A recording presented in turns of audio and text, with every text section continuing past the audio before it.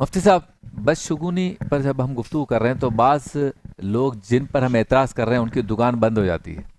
वो कहते हैं यार मेरा तो काम ही कार्ड से ये देखना है, चांद सितारों से देखना है। तुम लोग भी तो ये बोलते हो, इस दिन ये पढ़ा तो इतने रकत का सवाब होगा, इस दिन ये पढ़ा तो वजीफ़ा तेज़ हो जाएगा, इस दिन ये पढ़ा तो दुआ कबूल हो जाएगी, ये दुआ इस वक्त करोगे तो जल्दी कबूल होगी। तो तुम भी तो ये सारा करते हो, तो उनको क्या जवाब दें? देखें, वज़ाइफ का पढ़ना और है, ठीक, और ये बदशगुनी फैलाना ये और है, मंतर पढ़ना और है। ये और है, ये अलग। हम जो कुरान और सुन्नत के मुताबिक जो वज़ाइफ देते हैं, जो औलिया इकराम से जो साबित होते हैं, उन वज़ाइफ को देते हैं जो कुरान से रिलेटेड होते हैं, हदीस से होते हैं, ठीक है ना। रहा मसला बदशगुनी का, इस्लाम के अंदर इसका कोई कॉन्सेप्ट है ही नहीं।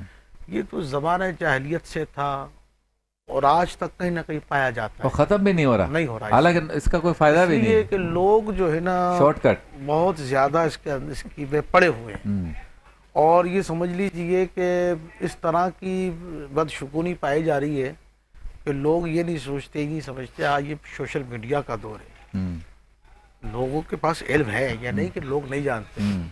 आज जिनके पास हाँ इल्म की कमी है, उनके अंदर आज भी उनके घरों में देखें जाके उनके मामलात में ये बदशगुनी के मामलात पाए जाते हैं। पढ़े लिखों में भी है। बिल्कुल बिल्कुल पाए जाते हैं।